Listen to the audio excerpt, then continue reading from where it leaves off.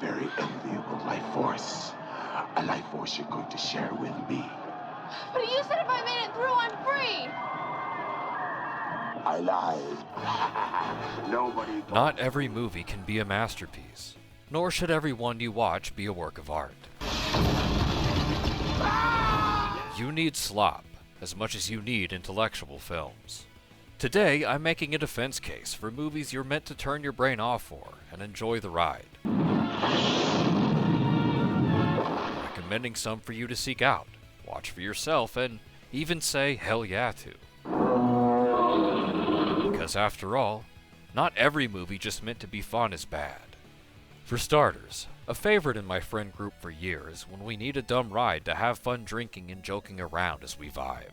Space Hunter: Adventures in the Forbidden Zone, one of the many Star Wars-inspired cash grabs of the 80s. An incredibly simple setup of a Han Solo wannabe on a lawless planet, ruled by a cyborg overlord trying to rescue hostages for a paycheck, with a flow that feels like it just moves monster encounter to monster encounter. It's such an easy watch, you can feel your brain going on autopilot, minute by minute.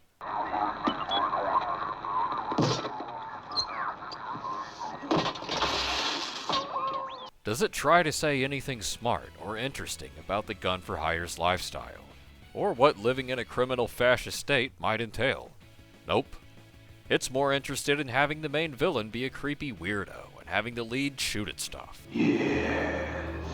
Above all else, it's obsessed with people running away from things. It's aware of what it is, and carries a tongue-in-cheek feel start to finish. The villain, played by Michael Ironside, is probably the most enjoyable part of the movie. He's cartoonishly evil, literally draining young women of their life force and acting like a pervert sex pest for what feels like half his screen time. Undress her. He's attached to a crane, too, which creates a very fun visual and theme park feel as he moves around so rigidly. He also owns easily the best moment in the movie, where he's caught in a lie, realizes it, and keeps going anyway. I lied. I can actually still recall when I found this movie, paired with another one in this video on a DVD at Barnes & Noble, a sci-fi combo pack that screamed right to me, directly off the shelf. It was only $5, and one friend questioned why I would be buying this specifically, with my defense simply being, because look at it. Yes. I knew what I was getting into and had a blast. No, this movie won't amaze you or blow you away with anything, but you will find something that's a fun and easy watch. And I think that's enough to be worth an hour and a half of your time. And this too was given me to know, that the beast would come to our world, the world of Krull. Now for the movie it was paired with in that combo pack. The next one is actually a very competently made movie, and I don't think it deserves to be slop, like some people slap on it. Krull, another 80s adventure movie, but with a fusion of sci-fi and fantasy for its setting. It has magic, alien invaders, a prince with a princess to save, and it doesn't feel cheap in the slightest. A real sense of scale and effort is felt through it, so it isn't the same cheesiness that Space Hunter offers. However, I would argue it's an actual genuine movie trying its best to deliver a good adventure.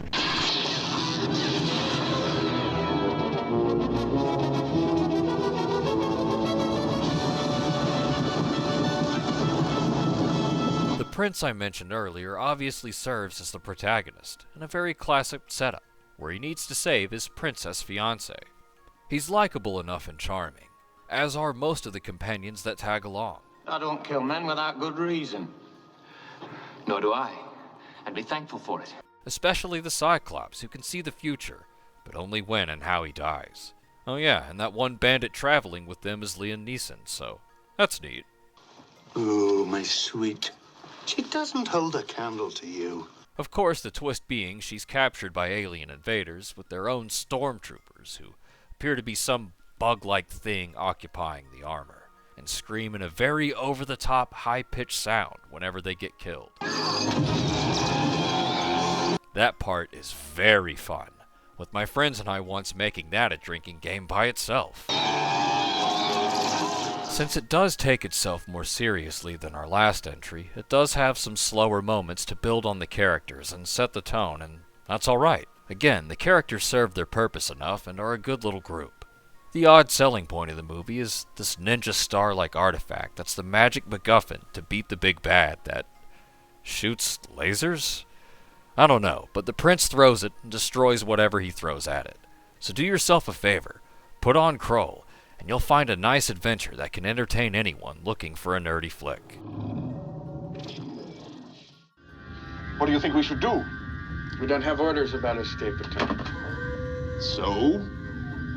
So we blow it up. Just to be on the safe side.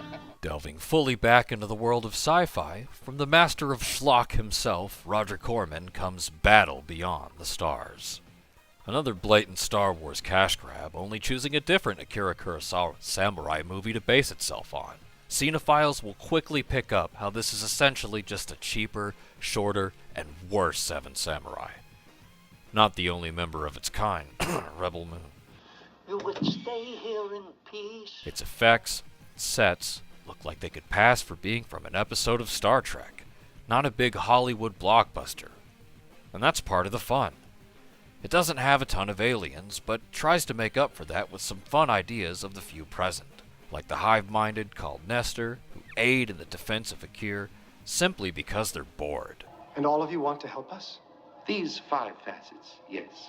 4 of us are required to operate this ship. What about the 5th? We always carry a spare. They don't even want money.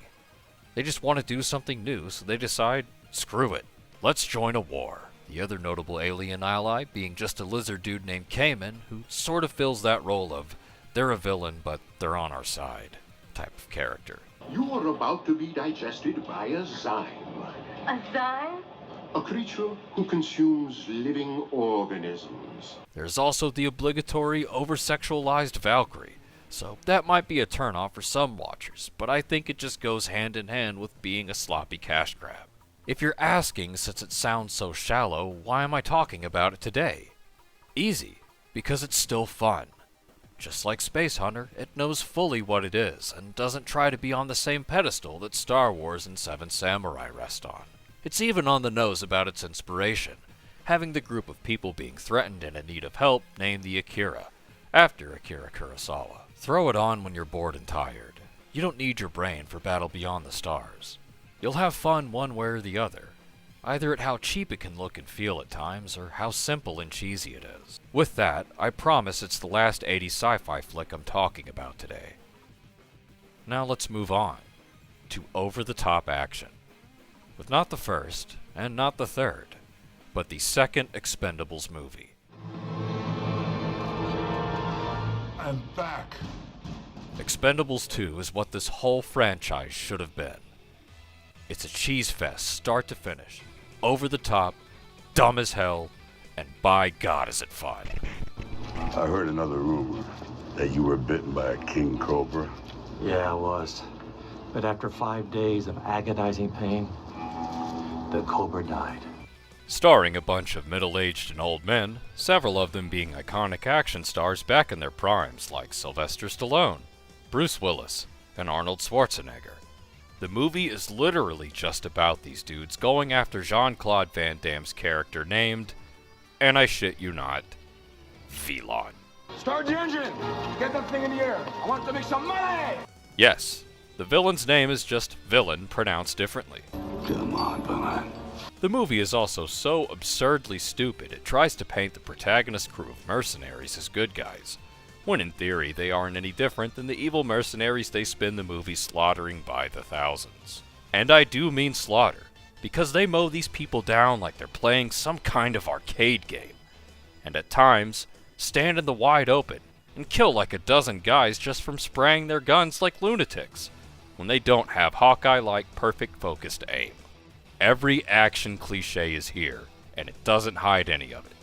If it can do something stupid, it's already done it.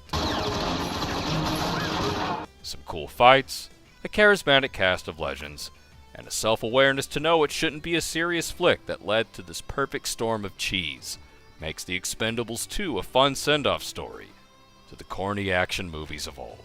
Come on, get up! Coming right up! Going back down! And now for a general recommendation, and not any one specific movie.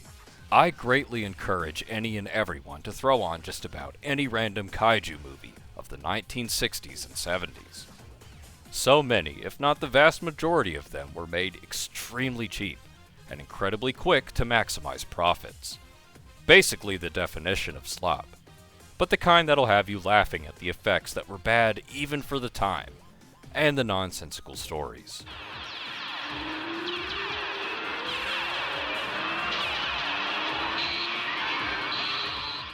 Obviously there's exceptions, and a lot of these were made with great passion and care, like the first Rodan movie.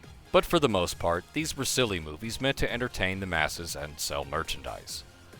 Godzilla vs. Mechagodzilla, Mothra vs. Godzilla, King Kong vs. Godzilla. All exactly what they sound like. Smashing two toys together to make them fight for some easy amusement. They're the definition of campy, and I couldn't even make a guess how many times I've thrown on something like Gamera vs. Giron to be my sit around and do nothing background noise. You know, guys, it just dawned on me how weird this film is, you know? Yeah, it's kind of goofy. Speaking of Gamera, while he would in the 90s have maybe been the best kaiju trilogy ever made, he was more well known before those movies as the even goofier and sillier rival to Godzilla. The monsters in the 60s and 70s Gamera pictures were so insanely stupid you can't help but love them. Like the aforementioned Giron, who was just a quadruped dino dude with a big-ass knife for a face. That's basically it. Don't you want to buy a plushie of him and make him fight your other kaiju plushies? All of these movies are incredibly easy to find, too. You're almost always running a marathon for them on dedicated kaiju channels from Pluto, or on other cheap and free streaming services. So there's no excuse not to throw one on, and have a chill night beholding the campy cheese these giant monsters brought to the world.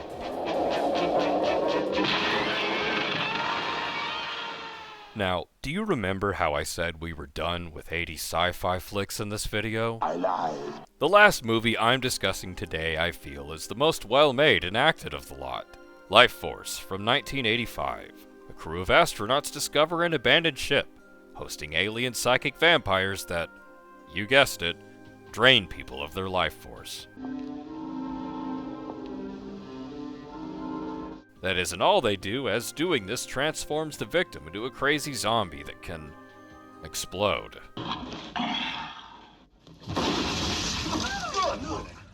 Part horror, part thriller, part sexy noir. It's a mashup of various things that sort of fit nicely together. What matters is the effects are actually pretty good for the time and interesting to look at now. And the last 30 minutes suddenly super ups the production value and intensity in a way that shocked me my first time seeing it.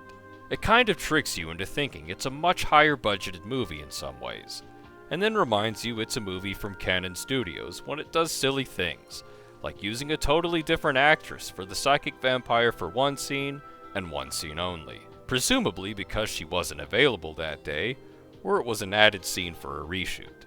Regardless, it comes out of nowhere, and they have to half-ass an explanation for why she looks so different for that one time, and that one time only. If she is moving from body to body, mind to mind, taking only a small amount of energy from each victim, she's happy to leave no trail. Now, there's only like one real engaging character. That being the closest thing to a protagonist, with one of the astronauts who discovered this psychic vampire out in space and instantly fell in love with her due to her performing some kind of mind trick on him, sort of making him her thrall. He leads the hunt for her, has erotic nightmares where she visits him, and he goes totally apeshit interrogating Patrick Stewart pre-Star Trek The Next Generation. Cool effects that go beyond the budget of the film, good character actors, and a serviceable, engaging hunt for a mentally powered alien make this overlooked slop movie well worth giving a shot. Just don't blame me if you feel your own life force altered after seeing it.